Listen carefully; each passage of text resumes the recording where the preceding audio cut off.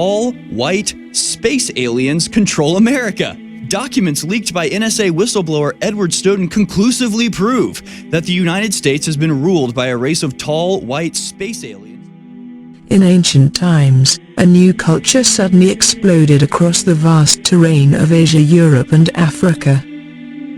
They supplanted the earlier agrarian nature-worshipping culture that had featured the Earth Goddess and her son, the Green Man. When the new culture arrived, the Green Man acquired horns and became the devil. And the Pleiades acquired the association with a bull and became part of the zodiacal sign of the bull sun, Taurus. A new complete culture, known as the bull cult, had emerged. Also referred to as the primeval Shaivite culture in India, the origins of Shaivism are unclear and a matter of debate among scholars. Some trace the origins to the Indus Valley civilization, which reached its peak around 2500 to 2000 BC. This new cult quickly became a universal religion and succeeded in uniting the Asian, European, and African peoples known as the Greeks, Celts, Anatolians and more. Within all those countries where astronomy and astrology were practiced during the bull cult, the Pleiades were said to be the goddess who transcended. In India, they associate the Pleiades with Murugan Kartikeya, the fiery celestial warrior. Murugan's Greek counterpart Dionysus was also intimately associated with the Seven Sisters. Dionysus' followers on Earth regularly honored their deity as the manifestation of the bull sun. His bull cult lineage had arrived on Crete, via Anatolia. Crucified Dionysus with the 7 stars of the Pleiades overhead. The association with the bull and the Pleiades was also known among the Yazidis of northern Iraq. Their autumn festival was when the Pleiades were directly overhead in the night sky. Another reason they honored the appearance of the Seven Sisters with special rites at this time was because it was also the court of their primary deity, the Peacock Angel, the Yazidis' son of God, who also had a special association with both the Seven Sisters and the bull sun. Billy Meyer claims that he has been contacted over 130 times by the Pleiadians. These multiple contacts, he says, occurred between 1976 and 1982. With Billy physically meeting with his Pleiadian contact numerous times, although was initially contacted telepathically. Billy has gone on to write a handful of books on the subject and has been the center of controversy within extraterrestrial discussion for years. According to the Pleiadian history on Earth, the last Pleiadian leader to leave Earth was in 10 AD and went by the name of Gabriel. Apparently the reason for the Pleiadians leaving Earth was because they wanted to give humans the chance to evolve down their own paths. However, they did leave one Pleiadian behind, an entity by the name of Jmanuel. This Jmanuel was a powerful spiritual leader who possessed a soul that had evolved far beyond that of humans. Jmanuel was the son of Gabriel and the daughter of a Lyran called Mary. Some circles believe this to be the true origin of Jesus. Legend tells that the Pleiadians will soon return to aid humans on their spiritual path, possibly at the time of a major crisis. Gabriel, in the Abrahamic religions, is an archangel. He was first described in the Hebrew Bible and was subsequently adopted by other traditions. In the Hebrew Bible, Gabriel appears to the prophet Daniel to explain his visions. The archangel appears in such other ancient Jewish writings as the Book of Enoch. Alongside Archangel Michael, Gabriel is described as the guardian angel of Israel, defending this people against the angels of the other nations. Many Christian traditions, including Anglicanism, Eastern Orthodoxy, and Roman Catholicism revere Gabriel as a saint. In the book of Ezekiel, Gabriel is understood to be the angel that was sent to destroy Jerusalem. According to the Jewish encyclopedia, Gabriel takes the form of a man, and stands at the left hand of God. Islam regards Gabriel as an archangel sent by God to various prophets, among them Muhammad. The Latter-day Saints hold that the angel Gabriel is the same individual as the prophet Noah in his mortal ministry. The intertestamental period, roughly 200 BC to 50 AD, produced a wealth of literature, much of it having an apocalyptic orientation. The names and ranks of angels and devils were greatly expanded, and each had particular duties and status before God. In the book of Enoch it reads, Gabriel saw much blood being shed upon the earth and heard the souls of men cry, bring our cause before the Most High. In Enoch 10:1, the reply came from the Most High, the Holy and Great One who sent forth agents, including Gabriel. And the Lord said to Gabriel, proceed against the bastards and the reprobates, and against the children of fornication, and destroy the children of the watchers from amongst men, send them one against the other that they may destroy each other in battle, for length of days shall they not have.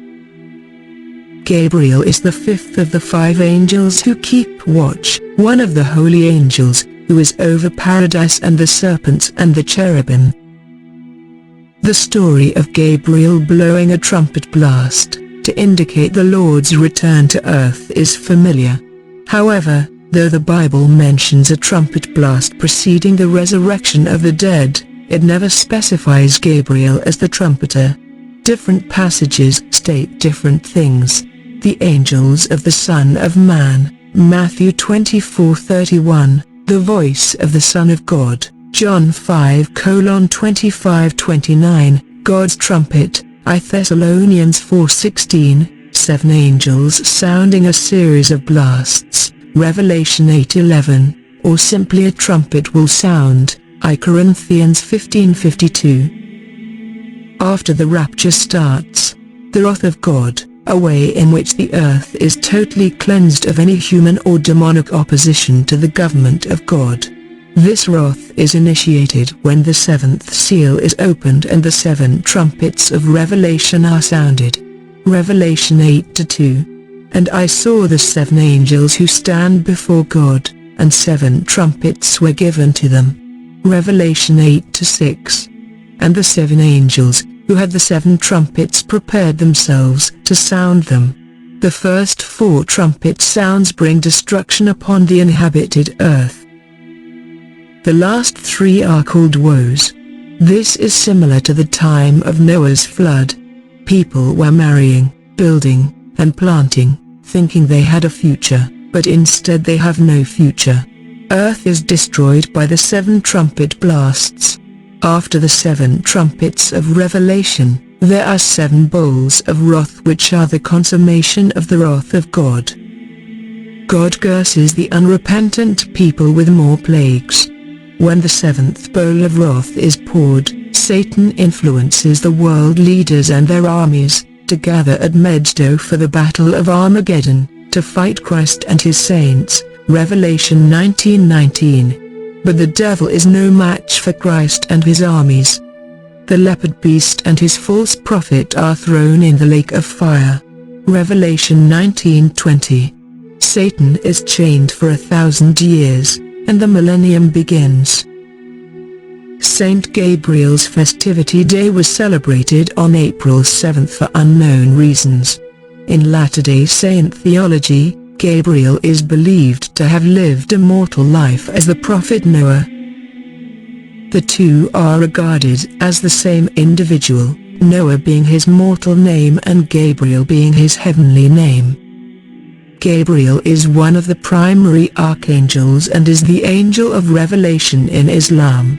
Muhammad saw Gabriel in his full angelic splendor only twice, the first time being when he received his first revelation.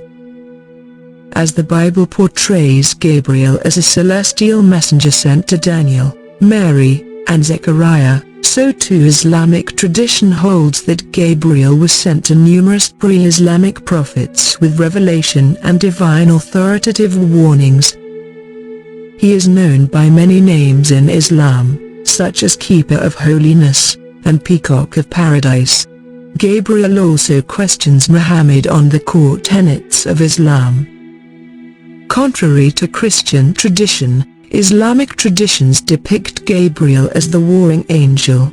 Similar to Gabriel in Judaism, Gabriel is also an angel responsible for the acts of destruction of people God wants to be annihilated. Angels are described as pure spirits. The lack of a defined form allows artists wide latitude in depicting them. Byzantine iconography portrays angels as having light hair, skin and eyes.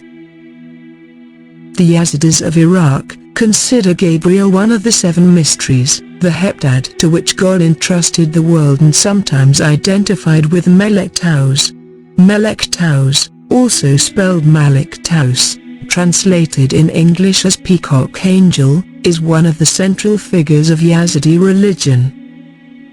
In Yazidi creation stories, God created the world and entrusted it to the care of seven holy beings, often known as angels. The Seven Mysteries. In the secretive Yazidi religion, Taus Melek is subject to varied and ambiguous interpretations. The Yazidi Book of Revelation, a text generally believed to have been written by non-Yazidis, along with the Yazidi Black Book, is purported to contain the words of Taus Melek. The Yazidi consider Taus Melek an emanation of God, and a good benevolent angel and leader of the archangels, who was entrusted to take care of the world after he passed a test and created the cosmos from the cosmic egg. Yazidis believe Taus Melek is not a source of evil or wickedness. They consider him to be the leader of the archangels, not a fallen nor a disgraced angel, but an emanation of God himself. The Kite Basil Book of Illumination, which claims to be the words of Taus Melek himself, states, "I was present when Adam was living in paradise, and also when Nimrod threw Abraham in fire. I was present when God said to me, 'You are the ruler and Lord on the earth.' God, the compassionate, gave me 7 earths, and throne of the heaven." Yazidi accounts of creation differ from Judaism, Christianity, and Islam. They believe that God first created Taus Melek from his own illumination and the other 6 archangels were created later.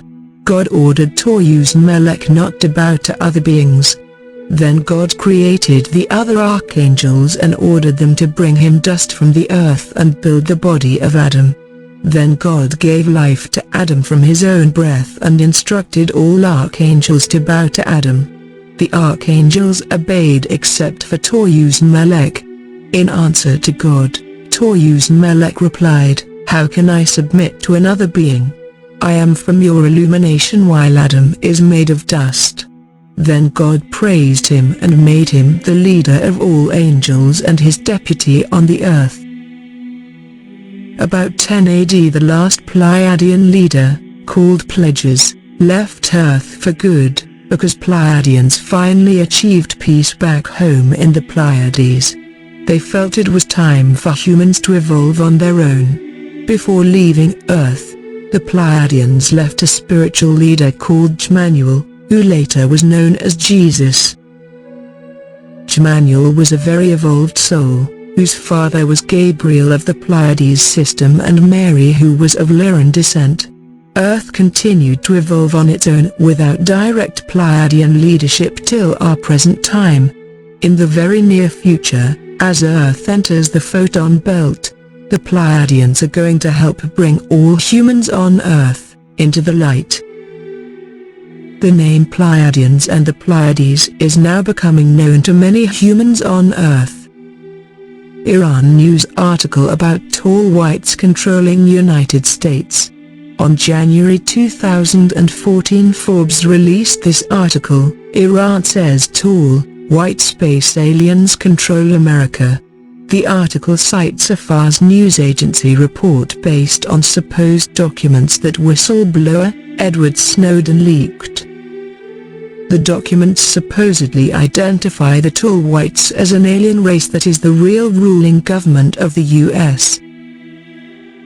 Bruce Fenton, author and a guest presenter on the Science Channel's popular show The Unexplained Files, and esteemed researcher, speaker and author, Stephen Strong, reveal several mysterious ancient sites located in Australia.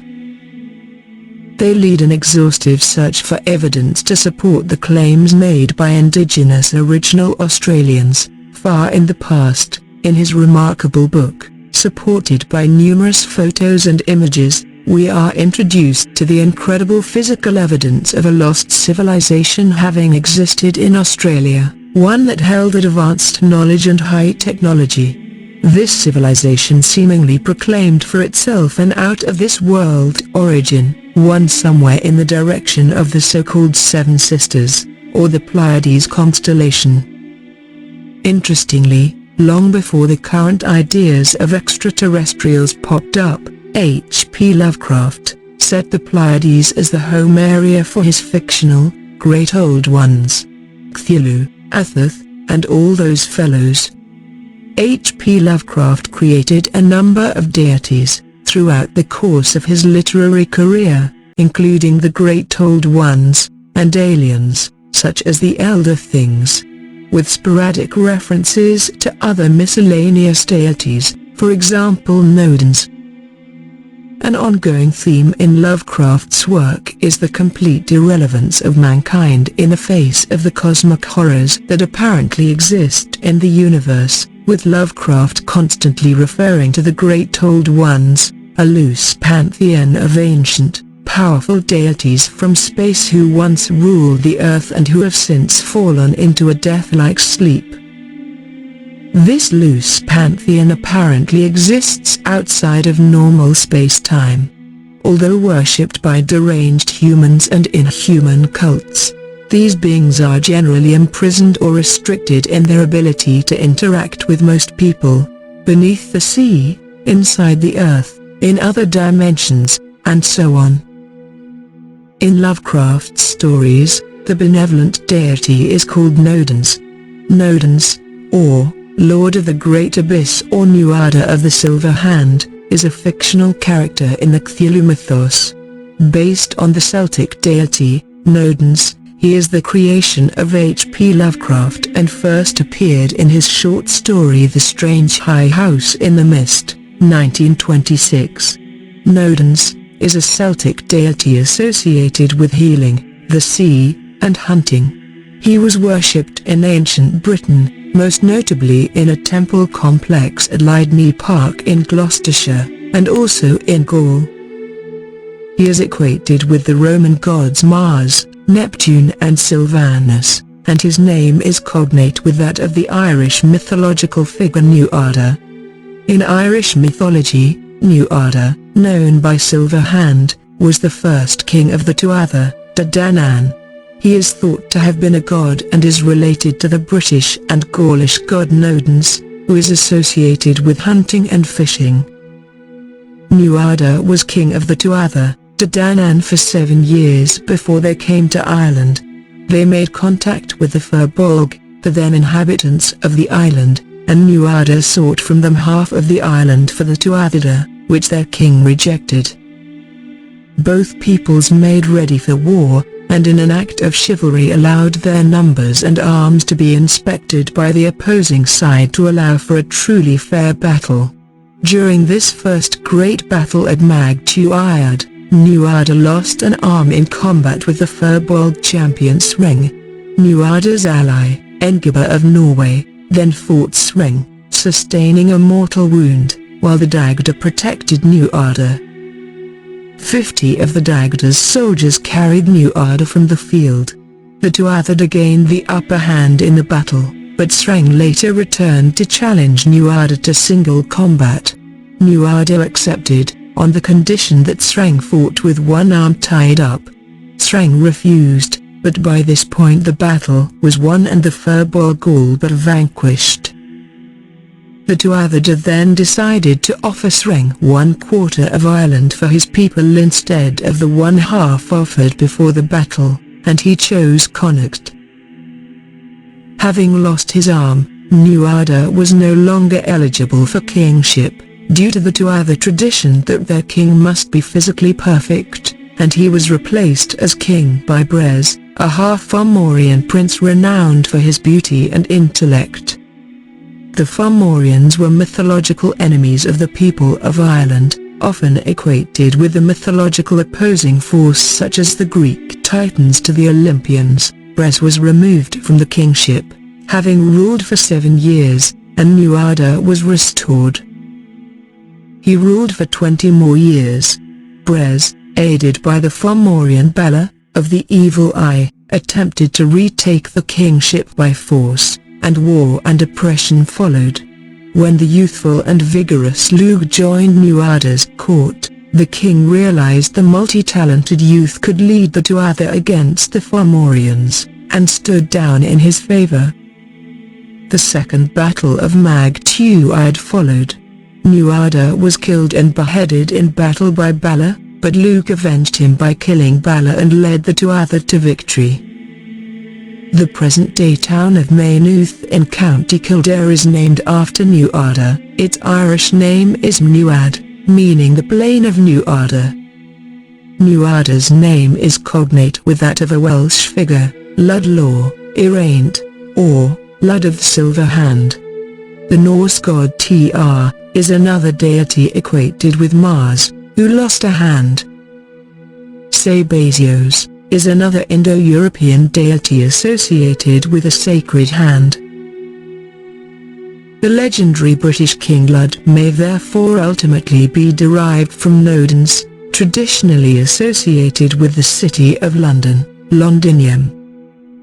The Fisher King of Arthurian legend is therefore proposed as a survival of this deity.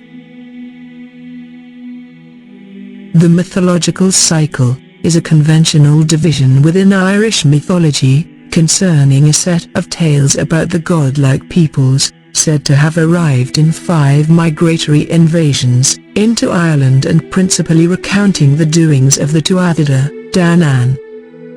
It is one of the 4 major cycles of early Irish literary tradition, the others being the Ulster cycle, the Fenian cycle and the cycles of the kings. Examples of works from the cycle include numerous prose tales, primarily the Libagabla Wren, commonly called the Book of Invasions.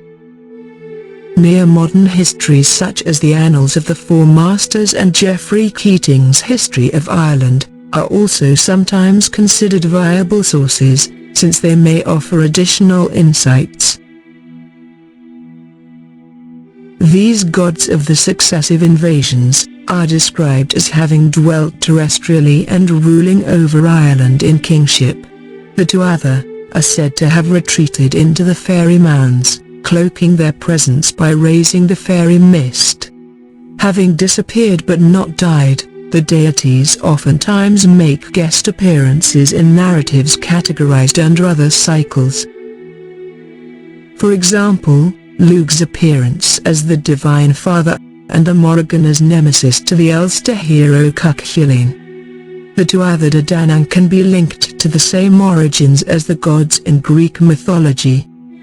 Hesiod calls the Greek gods the Golden Race, but similar attributes are seen in Celtic gods. In Irish mythology, Ireland was subject to 6 invasions. The first 5 were from otherworldly beings, and the last was from Milesians. The Tuatha were known to come from the heavens, the Gauls were thought to come from underneath the earth. This information had been passed down from Druids from Dispater, the god of the underworld. Earth was thought to be a woman at the time, so this was thought to be a metaphorical birth, not ascending from hell. The earth, moon and sun were thought to be created by Druids, much like how Brahmins boasted the same cosmogony story. These stories stayed in the oral tradition because the Irish had not been invaded at the time like surrounding countries.